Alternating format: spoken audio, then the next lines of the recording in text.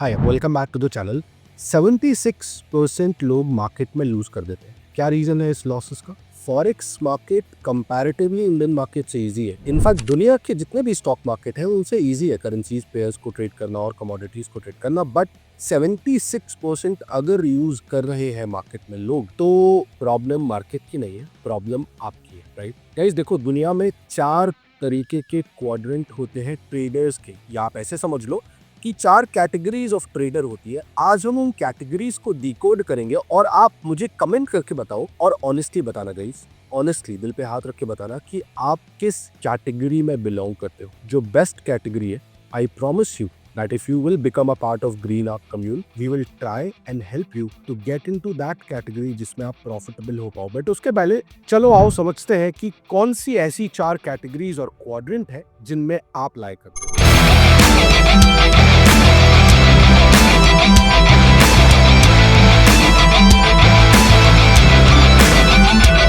Alright guys, तो fourth quadrant से start करते हैं। ये कैटेगरी ऑफ ट्रेडर है वो ट्रेडर जो लो इन स्किल है एंड लो इन डिसिप्लिन है। मतलब क्या? मतलब ये कि मार्केट ने बिगिनर्स लक तो दिया, कुछ इनिशियल प्रॉफिट्स बने, बट उसके बाद कोई स्किल डेवलप नहीं हुई, उसके बाद कोई डिसिप्लिन डेवलप नहीं हुआ, और ये ट्रेडर गैम्बलिंग माइंडसेट के साथ हमेशा मार्केट में ट्रेड करते रहते हैं एंड मार्केट को ब्लेम करते हैं कि मार्केट की वजह से लॉसेस हो रहे हैं। This is the fourth quadrant जिसमें ज्यादातर बिगनर्स या इनफैक्ट जो 5-6 महीने साल भर से ट्रेड कर रहे हैं वो लाएगा। क्वाड्रेंट नंबर थ्री वो लोग हैं जो स्किल में तो लो है बट थोड़ा थोड़ा डिसिप्लिन आ जाता है। देखो, आप समझो इस बात को, जो इनिशियल लॉसेस कर देता है ना, वो कुछ कुछ चीजें समझ जाता है, जैसे ओवर ट्रेडिंग नहीं करनी है, जैसे ओवर लेवरेज नहीं करना है, जैसे रिवेंज ट्रेडिंग नहीं करनी है। तो जब आप ये चीजें समझने लगते हो ना, आप कैटेगरी या क्वाड्रेंट थर्ड में आ जाते हो, और क्वाड्रेंट थर्ड में आपको स्किल नहीं होती बट आप ये समझ जाते हो that discipline is important, right? But क्या प्रॉफिटेबल होता है ये क्वाड्रेंट भी? नो। ये क्वाड्रेंट भी वो क्वाड्रेंट है जहां पे ट्रेडर्स प्रॉफिटेबल नहीं होते। क्वाड्रेंट नंबर 2, जहां पर आप स्किल तो आ जाती है, आप स्किल सीख लेते हो कि कैसे ट्रेड करना है, कौन सी स्ट्रैटेजी इंप्लीमेंट करनी है, किस टाइम फ्रेम पे ट्रेड करना है, बट यहाँ पे साइकोलॉजी और डिसिप्लिन काम में नहीं आता। मतलब आपके अंदर स्किल तो आ गई बट अभी भी डिसिप्लिन की कमी है। मतलब अभी भी आप अच्छे प्रॉफिट्स बनाते हो बट एक दिन ऐसा आता है जिसमें आप सारे प्रॉफिट्स वाइप आउट कर देते हो। मतलब डिसिप्लिन की कमी है। मतलब कंसिस्टेंट इक्विटी कर्व आपका नहीं होता। आप प्रॉफिट्स बनाते हो, लॉस कर देते हो, फिर प्रॉफिट बनाते हो, लॉस कर देते हो। मतलब आपका जो कैपिटल है, जो आपका अकाउंट है, वो अगर आपने एक एक्स कैपिटल से स्टार्ट किया है तो वो मंथ एंड तक थोड़ा बहुत ही रिटर्न दिखाता है या कभी कभी लॉस पर दिखाता है because of spread charges and commissions.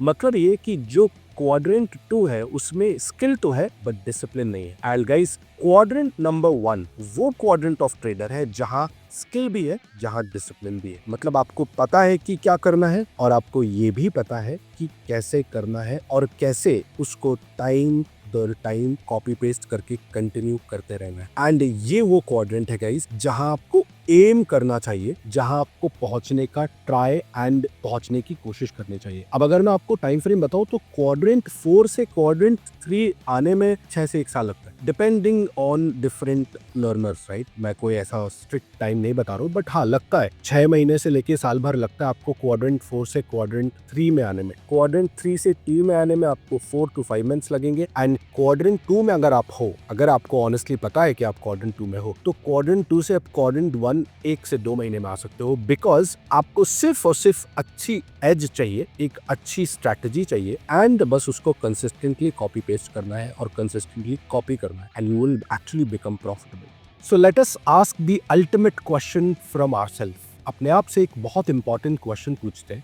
कि हम किस क्वाड्रेंट में अभी लाई कर रहे हैं। आप पूछो अपने आप से कि आप क्वाड्रेंट 4 में हो, 3 में हो, 2 में हो, 1 में हो। लिखो दैट मैं अभी इस क्वाड्रेंट में हूँ एंड मुझे क्वाड्रेंट 1 तक पहुंचना है। ओके, तो क्वाड्रेंट 4 से क्वाड्रेंट 1 या क्वाड्रेंट 3, 2 जहां पर भी आप हो, उससे क्वाड्रेंट 1 तक अगर पहुंचना है तो ग्रीन आर्क कम्यून कैसे हेल्प कर सकता है? देखो, we anyway train on auction market theory, smart money concepts, technical analysis, fundamental analysis for all of our students, for all of our traders. But आपको अगर खुद से प्रैक्टिस कर दी है तो आपको 3 चीजों पे काम करना पड़ेगा। सबसे पहले तो आपको समझना है मार्केट स्ट्रक्चर, मार्केट का स्ट्रक्चर कैसे काम करता है, the theory of exact stop loss कहाँ लगाना है और कब लगाना है और कैसे लगाना है वो, and third and the fourth important thing is liquidity grab and position sizing.